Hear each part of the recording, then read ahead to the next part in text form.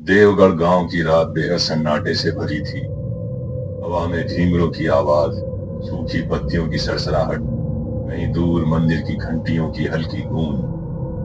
और गांव के किनारे खड़ा था एक प्राचीन कुआं, जिसकी दीवारों पर दरारें, पत्थरों पर जमी काई और भीतर से उठती कुछ अजीब ठंडक। लोग रात में उसके पास तक नहीं जाते थे। वो पूर्णिमा की रात थी, मगर उस रात कुछ और ही जाग उठा। धीरे धीरे कुएं की गहराइयों से एक औरत की डरावनी आवाज गूंजी। रमेश, रमेश। अपने छोटे से झोपड़े में रमेश, एक साधारण किसान, नींद से कांपते हुए जागा। जैसे कोई अनदेखा हाथ उसे खींच रहा हो, वैसे ही वो अंधेरे में निकल पड़ा। और भोर में गांव वालों ने पाया कि रमेश मर चुका था। उसकी लाश कुएं के बाहर यूं पड़ी थी मानो वो डूब कर निकला हो, जबकि उसने कुएं में कदम भी नहीं रखा था। गांव का एक बूढ़ा बुजुर्ग बुदबुदाया, हर साल पूनम की रात यही होता है। लोगों के दिल में डर और गहरा हो गया। कईयों ने तो गांव छोड़ने की भी सोची थी, लेकिन बच निकलना नामुमकिन था। एक बार एक परिवार भागकर 2 गांव दूर जा बसा, और पूर्णिमा की रात उनके बड़े बेटे की भी मौत हो गई। जगह बदलने से शराब पीछा नहीं छोड़ता। अगले साल उस रात से कुछ दिन पहले राघव गांव लौटता है। शहर में रहने वाला पढ़ा लिखा सॉफ्टवेयर इंजीनियर, सजीला, समझदार और नेक दिल इंसान। उसके पिता का कुछ साल पहले स्वर्गवास हो चुका था और गांव में बस मां रहती थी। मगर गांव की इस दहशत से अनजान था। उसने देखा लोग डरे डरे, सहमे सहमे श्रापित रात के बारे में बातें करते हैं। उसने अपनी माँ से पूछा। पहले तो माँ चुप रही, मगर डर ने उसका गला पकड़ लिया। उसने गुंजवा की कहानी सुनाई, एक तांत्रिक की बेटी जिस पर जादू टोना का इल्जाम लगाया गया था। राघव के दादा उस समय के सरपंच थे और भीड़ के साथ खड़े थे। उन्होंने ही गुंजवा को जादू टोना करने के आरोप में जिंदा जला देने का आदेश दिया था। लेकिन गुंजवा ने उस कुएं में कूदकर खुद अपनी जान ले ली और कूदने से पहले इस गांव को श्रापित कर गई। तब से हर साल वो अपनी बरसी की पूर्णिमा वाली रात को गांव के एक सदस्य की बलि लेती है। वो जिसका भी नाम लेती है, वो सुबह तक इस कुएं के पास मरा हुआ मिलता है। बहुत प्रयास किए गए, लेकिन इस श्राप का कोई तोड़ नहीं निकला।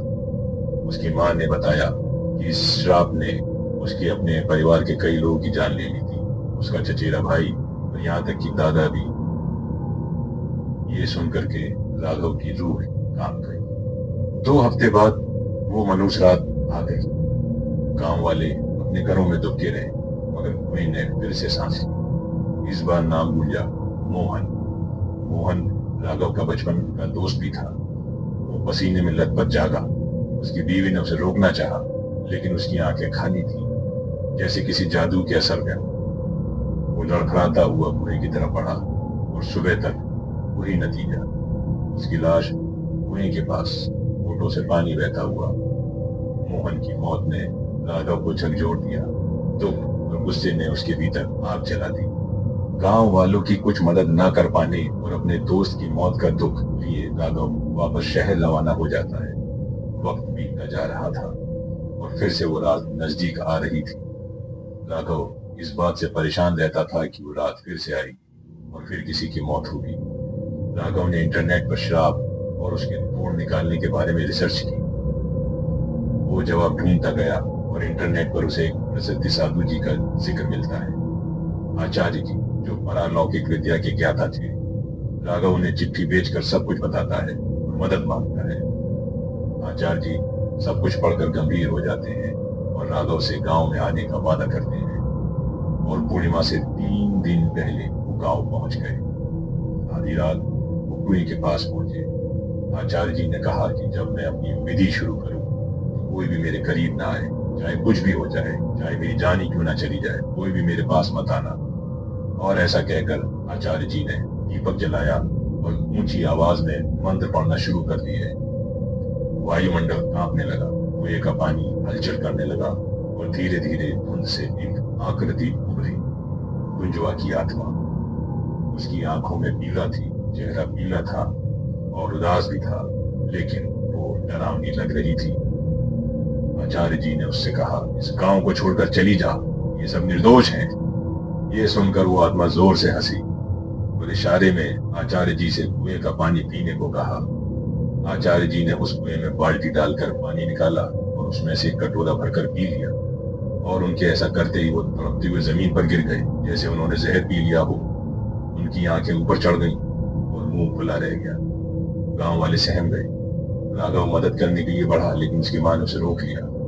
थोड़ी देर बाद अचानक से आचार्य जी ठीक हो गए और फिर वो बोले, वो निर्दोष थी, उसका पिता तांत्रिक था, वो नहीं। तुम्हारे पूर्वजों ने उस निर्दोष पर अत्याचार किया, जिसकी वजह से ये कुआं श्रापित है और तभी गांव श्रापित हुआ।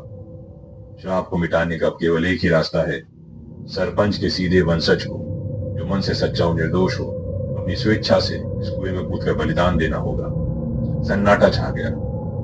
सबकी नजरें राघव पर। राघव ने कहा कि अगर मेरे खून से गांव बच सकता है तो मैं तैयार हूं। पूर्णिमा की रात राघव खुद उस कुएं के पास पहुंच जाता है। सभी लोग उदास थे, लेकिन राघव दृढ़ था। गांव को इस श्राप से मुक्ति दिलाने के लिए राघव कुएं में कूद जाता है, और वहां नीचे गहराइयों में अंधेरे में कुंजवा की आत्मा प्रकट होती है। उसने पहले कहा, फिर से एक जान लेने आई, मगर राघव वो बोला, नहीं, तुम निर्दोष थी, तुम्हारे साथ जुल्म हुआ था, मैं सच्चाई जानता हूं। ये सुनकर कुंजवा की आत्मा सत्य में आ गई। वो रुक जाती है और राघव की आंखों में सच्चाई और मासूमियत को महसूस करती है। फिर वो राघव से कहती है कि उसे बस यही चाहिए था कि गांव वालों को ये मालूम पड़ जाए कि वो निर्दोष है। अब वो सुकून से मृत्यु लोग जा सकती है। वो बोली, जा, वापस चला जा, अब मेरा श्राप खत्म होता है, ये गांव अब आजाद है। और रोशनी के साथ राघव को उसने ऊपर धकेल दिया। गांव वाले उसे देखकर बहुत खुश हुए और सुबह आचार्य जी ने पूजा करवाई। गांव वालों ने स्वीकार किया, कुंजवा निर्दोष थी। तभी आत्मा प्रकट हुई, इस बार सुकून से मुस्कुराते हुए। उसने कहा, अब मैं मुक्त, और सुनहरी रोशनी बनकर आकाश में विलीन हो गई। शराब टूट चुका था, मगर कुआं अब भी वहीं खड़ा था, खामोश, ठंडा और रहस्यमय, लेकिन शापित नहीं।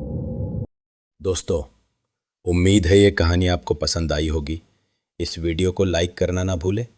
हम जल्दी ही अपनी अगली कहानी इस चैनल पर अपलोड करेंगे। उसका नोटिफिकेशन पाने के लिए प्लीज़ चैनल को सब्सक्राइब करें और अपने दोस्तों के साथ शेयर भी करें। अपना ख्याल रखें। धन्यवाद।